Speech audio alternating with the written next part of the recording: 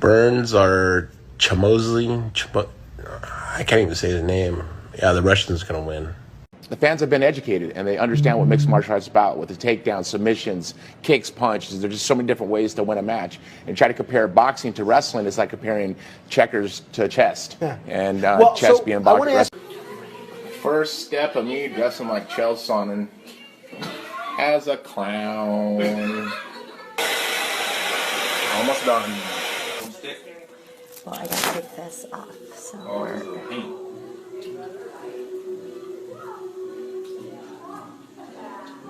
Okay, I'm gonna put gum on there really quick.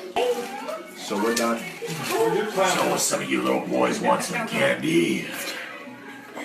The other facts are showing that you were not created by God. That they say that we were created by monkeys. And you believe that? To a certain extent, yeah. Because I look in the mirror. Because I look in the mirror and I sure damn look like a gorilla.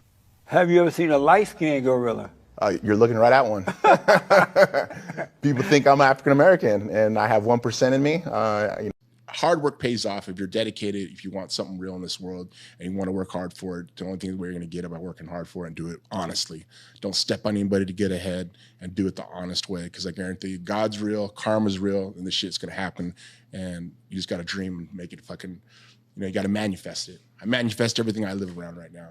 Yeah, it was a good fight, a fight in which you were able to do, I believe, what you wanted to. Would you agree? Yeah, I mean, I came in here 110% mental.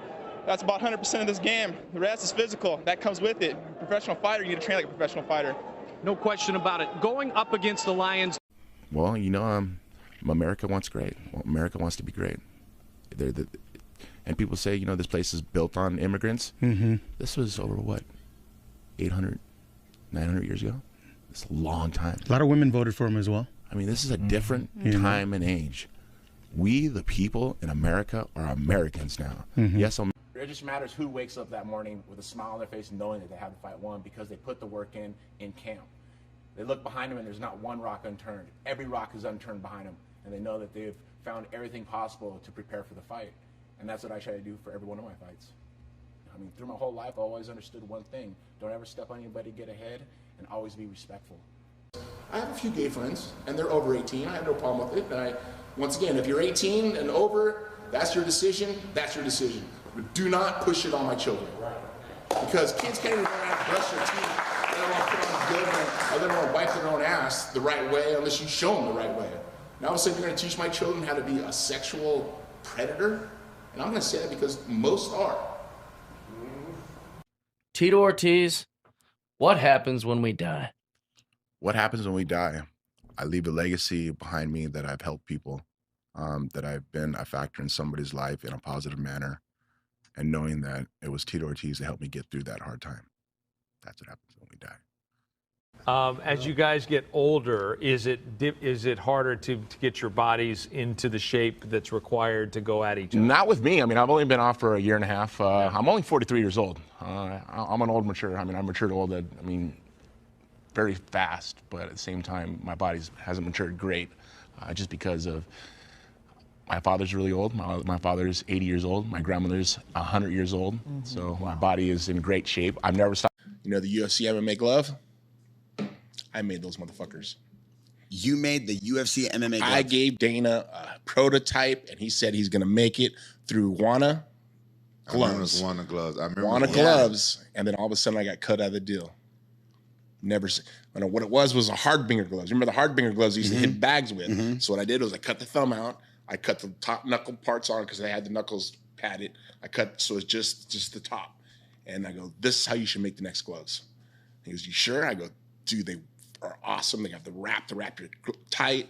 I got cut out of that deal, and they made their own shit. Man, you should have patented that motherfucking glove. I didn't know I was a kid. I didn't know. I didn't have a clue. What were you wearing before that? When you they didn't have gloves. They didn't wear gloves back then.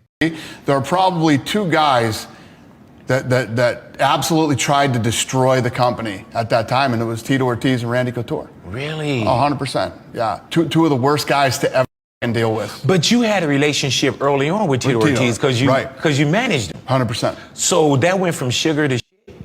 It did. It did. And so when you were like, man, were you vocal about I hope he lose, or could we just tell? Did I miss something? No. I don't think I was ever vocal about it.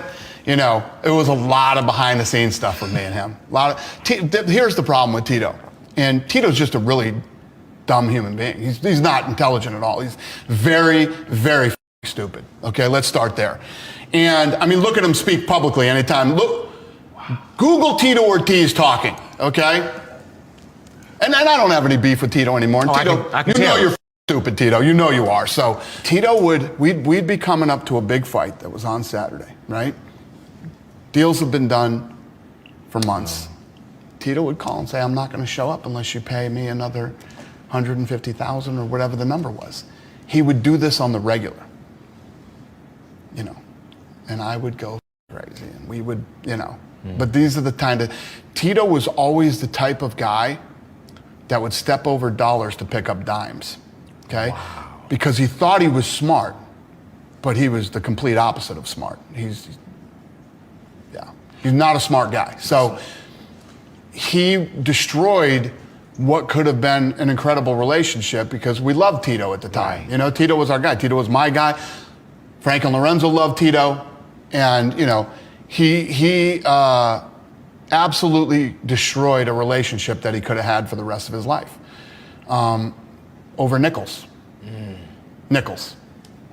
And I would have to say that nobody's pissed me off more than Tito Ortiz. Because how many times Tito fought that I wanted to see him just get his ass whooped? I was going to fuck him up and make him look stupid. When Chuck Liddell knocked Tito Ortiz out, that was my favorite moment that has ever happened. When Tito and Chuck fought for the first time, I told Chuck, I want your gloves and your trunks that you beat the snot out of him in. I put him in a glass case and hung him up in my house. You don't want to get a pissing contest with Dana. And I really didn't understand it at the time because I was a kid. I look back on it and I probably shouldn't have worn a t-shirt that said Dana's my bitch. I admit that. That's probably one of my biggest mistakes.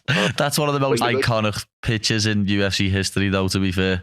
It is. Because obviously I started watching the sport after that. I saw that years later and was just like, wow. Me and Tito Ortiz, we hated each other. And Tito fought here for many years with us hating each other. Like hating, like what? Like y'all fucking hate each other. Y'all would walk past in hallways. 100%. He wore a shirt up on stage that said Dana is my bitch. Yeah, at one of the weigh-ins. Yeah. And I always talk about when we do interviews, I always make sure I let everybody know that he's one of the dumbest motherfuckers that you will ever meet. He's the dumbest human being on planet Earth. I let everybody know that. And he and I don't hold back. But you still respected him for his art? He's a bad dude. Yeah. 100%. If it was an MMA match, Tito would murder me. Yeah. Like, it would be fucking... Definitely. It would be the most horrific beating you've ever fucking seen in your life. He would double leg me, smash me against the fence. It'd be like a Habib smash. And put his fucking... No, it'd be worse than that. Tito would literally put his fucking elbows through my skull, okay? Just so we're clear here. Yeah. In a boxing match, I was going to fuck him up and make him look stupid. And he knows. No one gets on with Tito. Like, he's like the common denominator so far. It makes it real easy. He was cool with me. You know what I mean? When I spoke to him, he was cool with me. So I wish him well. You know, maybe if he's changed and everything's perfect, that's great. But you know, I'm one of those people. Once you burn that bridge with me, we're done. That's done. It's a wrap. Cool, you be you. Have fun. I'm not taking a risk. So for a few years, it was good. You guys were good. You guys were just we were good training partners. I mean, he makes it sound like we were great friends. I mean, you know, I always slept on my couch. I slept on your couch because you wouldn't pay for a hotel room. I'm sorry, Tito. If you see this.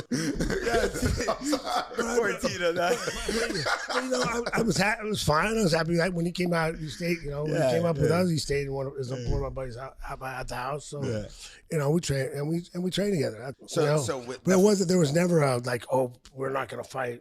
And I always laugh because, like, I mean, if you listen to him back then, it was like he took me out the street, taught me how to fight, and I turned on him. You know, like, we're great friends. Like, look, man, I came down to help you out. Like, I showed up when you needed a sparring partner in Vegas. I came out, you know, for Yuki Kondo. I came out and fought Southpaw for you. Did you get paid? No, I wasn't getting paid. How's training camp coming along for Tito versus you part 3? Training camp's coming along great. Yeah? In great shape already, and just getting ready to knock that big block off his head. I know Tito Ortiz, he's always been one of the main smack talkers from back in the day. I mean, do you ever take offense to what he says? Like, maybe like how Khabib took offense to what Conor was saying? You know what? I don't think he's smart enough to say something to get me pissed off. I mean, I don't know. he's never pissed me out. I mean, I'm gonna beat him anyway. I don't like him, so I'm gonna knock him out. I had you the first two when I was younger. I got you.